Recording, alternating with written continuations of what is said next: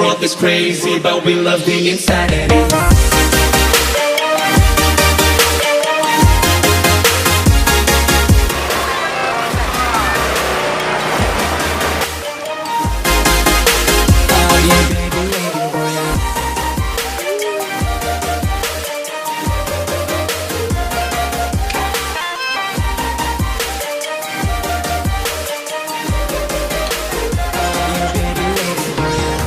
There will be no time for us to find the destiny.